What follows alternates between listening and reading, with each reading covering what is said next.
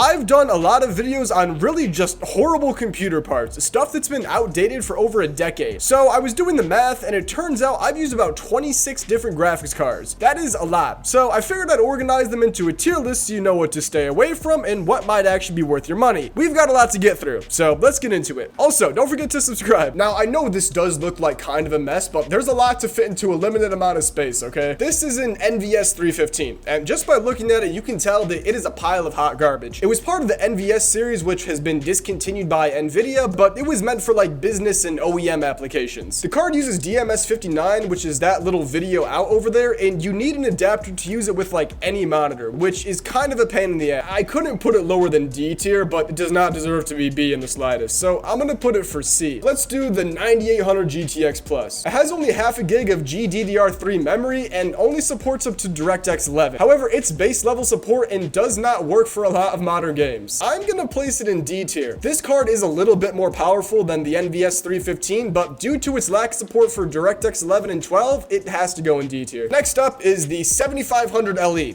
Immediately just F tier. It came out in 2006, only supports up to DirectX 9, and has 64 megabytes of VRAM. It's a piece of trash. What about the GT730 though? Honestly, it would have to be S tier, maybe A tier, but it's a really solid card. Undoubtedly, you've seen many YouTubers do videos on this card, and it's for a good reason. It's a pretty solid card for about $20. It does support modern DirectX levels, you can overclock it, and it has a very low wattage, so you can throw it into just about any system. I'm gonna put it in A plus tier.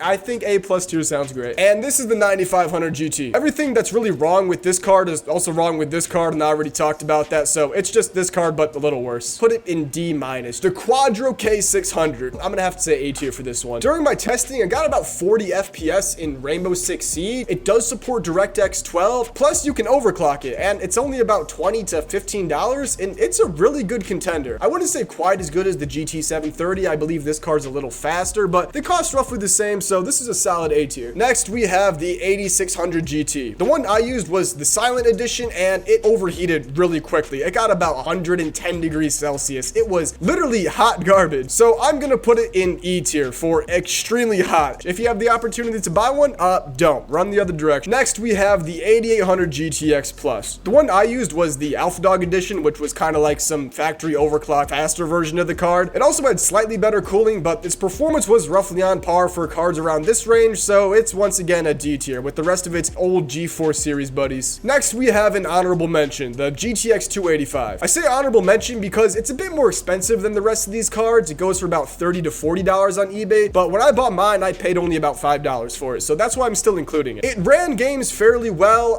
but it only supports basic DirectX 11, so you are going to run into some compatibility issues. It was faster than all these cards down here though, so although it doesn't support modern graphics APIs, I think C is actually a good spot for it. A low-end DX12 card and a high-end DX10 basic DX11 card, they're basically on the same level. Ooh, and the GTX 4870. These cards have quite a lot of power in them, but unfortunately, they only support up to DirectX 10, and I hate that about these cards. They have so much untapped potential. The one I tested had a half gig or a full gig of VRAM, but either way, it doesn't really make much of a difference because in all the games that I tested, the GPU core was what was holding back performance. It does have two 6-pin power connectors, and it's not as compatible with computer systems like these cards that don't require any additional power sources. So for that reason and its lack of support for modern DirectX levels, it's gonna have to be a D minus. And here's the 8490. It was a basic OEM card that you couldn't just purchase it like Tiger Direct when that was still relevant. It does support DirectX 12, so you can run a lot of modern games on it, but they're not gonna run well. This card is, it's really just horrible to use. I tried playing Rust on it, but it got about 20 to 30 FPS, and the game was so pixelated it could pass for Tetris. But because it does support modern graphics APIs, I kind of do gotta put it into C, maybe C plus tier. I think the NVS 315 should be C plus, and this should be C. And here's the 4850. It's basically just everything I said about the 4870, but a little worse, so once again, I'm gonna say D minus. Here's the 4650, basically everything I said about these two cards, but a little bit worse, so I'm gonna put it it in E tier. And here's the HD 4350, which is basically everything I've said about the HD 4000 series with it not supporting high DX levels, but it's a little worse, so I'm gonna put it in an E minus. Next, we have another honorable mention, the HD 6950. It's an honorable mention again because it's a little more expensive than $20, about $30 to $35, but it does have 2 gigabytes of VRAM and does support DirectX 11. It got about 50 FPS in BeamNG Drive when I tested it, but it does run a little bit hot. For that reason, I think I'm gonna put it in A tier. I would say A plus because its performance is better than the K600, I think. It does run hot, it sucks a lot of power, and it is a bit more expensive than the rest of the cards here. And I forgot about this one. This is the HD 4670, which once again is sitting with the rest of the 4000 series cards in E tier. And here's the card that I would actually recommend out of any on this entire tier list if we're talking about cards in the scope of $20. This is the Quadro K620. It is an amazing card. It got about 50 FPS in PUBG, it supports DirectX 12, and it has 2 whole gigabytes of DDR3 VRAM. And it can offer some pretty decent performance, so it is a strong S tier. You know what, it is an S plus contender. Afterwards, we have the HD 7470. It does support DirectX 11, and it does have a full gigabyte of VRAM. When I tested it, it got about 23 FPS in BeamNG Drive. Overall, it's not powerful, but because it does have true support for DirectX 11, I'm gonna put it in B tier. It is a very cheap card as well, going for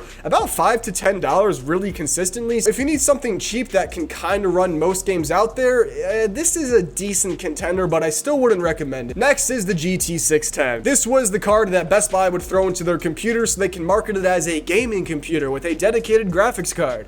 Yeah, it is garbage. It runs games very badly. It could playably run Valorant, and it does have support for basic DirectX 12, but it's kind of trash. I think a B is actually suitable for this card, and I'm gonna move the 7470 down to B minus. We only have 6 cards left here, so let's go with another honorable mention, the HD 7950. This card is amazing. I paid $4 for it, and it will truly run anything you can throw at it. I'm pretty sure, but either this or this card is the most powerful one here. I got mine in a really rough condition, but after cleaning it out and overclocking it, it was a little unstable, but it was still able to run games very well. But because of its $30 to $40 price tag, I think I'm gonna put it in A minus. It is a lot more powerful than the 6950 and does not run quite as hot, and it doesn't have that stupid blower cooler design, so I think an A plus is suitable, but keep in mind that the card's gonna go for about $30 to $40 on eBay. Next up is the HD 5450. When I tested it, it got about 30 FPS in CSGO, 80 FPS in Minecraft, and it does support DirectX 11. It's not very powerful, it's not gonna last you long. It goes for about $10 on eBay, but is priced accordingly and does not have a lot of power. It's not a very good graphics card, and many of them have passive coolers, which I'm not a fan of, so I think a B minus is probably a good spot for this one. Next up is the GTX 460, which I'm gonna have to immediately place in S tier. Now, I know what you're saying. This card is like 5, 6, 7 generations old, but hear me out. It actually has a good amount of power. When I tested it a few years back, it got about 60 FPS in Fortnite. It also has 1 gigabyte of GDDR5 VRAM and does support basic DirectX 12. Honestly, it's a pretty good contender and can be found for about $20 on eBay. I'm not gonna put it in S plus though, because it does require 2 6-pin power connectors, so it's not as versatile as the 620, although I think it might be a little bit more powerful. Don't quote me on that. And because it is a very old card, I think it is a little more prone to failure than the K620. We only have 3 cards left, so let's go with the 6450. In good news, it supports DirectX 11 and got about 40 to 50 FPS in CSGO, but it can be found for about $7, $8, maybe $10 on eBay and can run games semi-playably in like 720p. So I think a B minus is pretty good for this one. Next up is the GT620. Essentially, it has all the same flaws and benefits of a 610. It is a little more powerful, but not much more powerful, so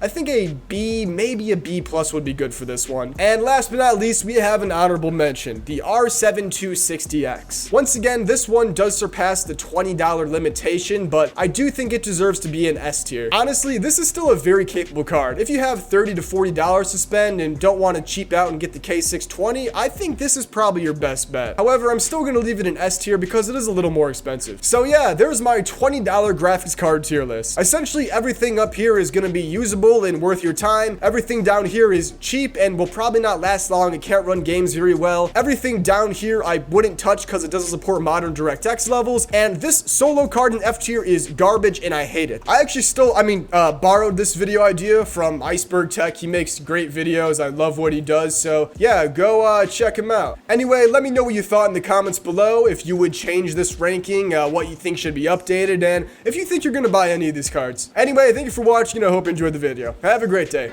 Bye.